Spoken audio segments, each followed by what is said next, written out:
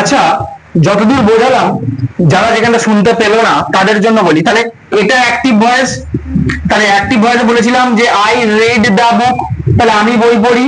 আর দা বুক, তাহলে এটা কি হচ্ছে? এটা রিপোর্টেড স্পিচ, মানে এই অংশটাতে আমাকে কি বলে? কথা বলে, মানে দা বুক বই পড়ছে, রিপোর্টেড স্পিচ।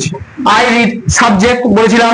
তাহলে এই রিপোর্টেড ভার্ব আর রিপোর্টেড স্পিচ, এটা ন্যারেশন চেঞ্জের ক্ষেত্রেও চলে। এরকম ভাবে আমরাও অনেক সময় ন্যারেশন যখন শেখাবো, তো ন্যারেশনের ক্ষেত্রে তখন বলে দেব।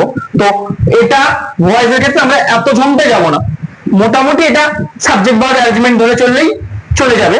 তো এটুকু আমার লাগছে না এখন আপাতত, এটা পরে শেখাবো, পরে কোনো ক্লাসে কোনো একটাতে শিখিয়ে দেবো।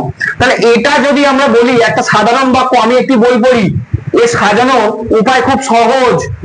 দেখো, এইটা আমাদের অ্যাক্টিভ ভয়েস, ভয়েস দু প্রকার, একটা হচ্ছে অ্যাক্টিভ ভয়েস, একটা হচ্ছে প্যাসিভ ভয়েস। অ্যাক্টিভ ভয়েস থেকে প্যাসিভ ভয়েসে করা হয়, মানে ডান দিক থেকে কোন দিকে নেওয়া হয়?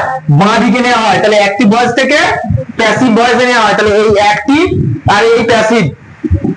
তাহলে এই অ্যাক্টিভ ভয়েস এদিক থেকে এদিকে আসবে, এদিক থেকে এদিকে যাবে, এই হয়ে গেল কাজ, আর কিচ্ছু নেই। ম্যাথমেটিক্যালের মতো থিওরি। আই রেড দা বুক, তাহলে দা বুক আগে আসুক, চলে এলো দা বুক। হ্যাঁ, কারণ এখানে বলাই আছে রিপোর্টে যে অংশে আমরা অবজেক্ট বা সাবজেক্টের যে অংশটুকু আমার কাছে অবজেক্ট না, অবজেক্ট হয়ে যায় এখানে সাবজেক্ট, আর সাবজেক্ট হয়ে যায় অবজেক্ট। মধ্যখানে জেনারেল নিয়ম অনুযায়ী এখানে ওয়াজ, এখানে বাই। তাহলে এখানে হয়ে গেল দা বুক। যেহেতু সিঙ্গুলার নাম্বার, ওয়াজ না হয় সাধারণত বি ভার্ব হিসেবে আমরা হয় সাধারণত জেনারেলি ওয়াজ, আমরা ওয়াজ বলতে পারি, আর এখানে বাই বলতে পারি। এই ওয়াজ বাই না বলে the book is, the book is read by me. I থাকলে কি হয়? মি হয়। এর নিয়মগুলো একটু বলে দিই। তাহলে the book is read by me, বইটি আমার দ্বারা পড়া হয়। কার দ্বারা পড়া হয়?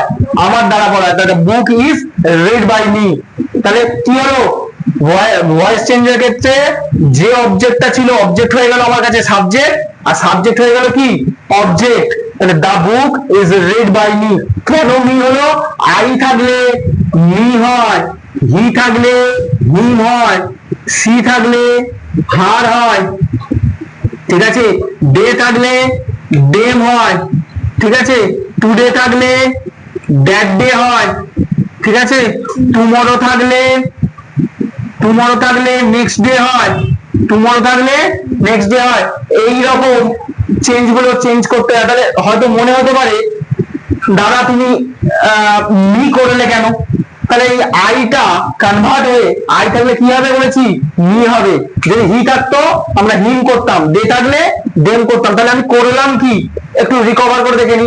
দা বুক হচ্ছে আমার কাছে অবজেক্ট, সেটা সামনে চলে এলো। আই রিড যেটা সাবজেক্ট, সেটা কোথায় চলে গেল? পেছন দিকে চলে গেল। এখানে নিয়ম অনুযায়ী আমার বি ভার্ব হওয়া উচিত ছিল। বি ভার্ব কোনগুলো? বি ভার্ব হচ্ছে am, is, are, was, were, এগুলো হচ্ছে সব কি? Be verb. Am, is, are, was, were, এগুলো সব বি ভার্ব। তাহলে আমার কথা অনুযায়ী বি ভার্ব বোঝা গেল। তাহলে বি ভার্বে আমার ইজ বসিয়েছি, তাহলে হওয়ার কথা যদি প্লুরাল ফর্ম হতো না, তাহলে আমি ওয়াজ করতাম। যেহেতু আমার সিঙ্গুলার নাম্বার, আমি বুক করেছি, the book is read by me. তাহলে বইটা আমার কি হচ্ছে? পড়া হয়। কার দ্বারা পড়া হয়? আমার দ্বারা। সেই জন্যই লিখি। দেখ, আমি তোকে বলেছিলাম না, একটা কথাকে আমরা ঘুরিয়ে পেঁচিয়েও বলতে পারি। আই রিড দা বুক, আমি বই পড়ি, সোজা সাপটা বলা যায়। আবার ঘুরিয়েও বলা যায় একই কথা, আমার দ্বারা বইটি পড়া হয়। তাহলে কথার কিন্তু অনেক মারপ্যাচ আছে, আমরা সহজে কথা বলতে পারি না। কোনো কথা কাউকে কাউকে ঘুরিয়েও বলতে হয়। আমি ভাত খাবো, আমি কি ভাত খাবো না? তার মানে আমি ভাত খাবো। তাহলে এই কথাটার কিন্তু মিনিং এক, সাবজেক্ট এক, কিন্তু কখনো কখনো কি হয়? চেঞ্জ হয়। তাহলে আমি ভাত খাবো আর আমি ভাত খাবো না, কি? তাহলে কথা এক।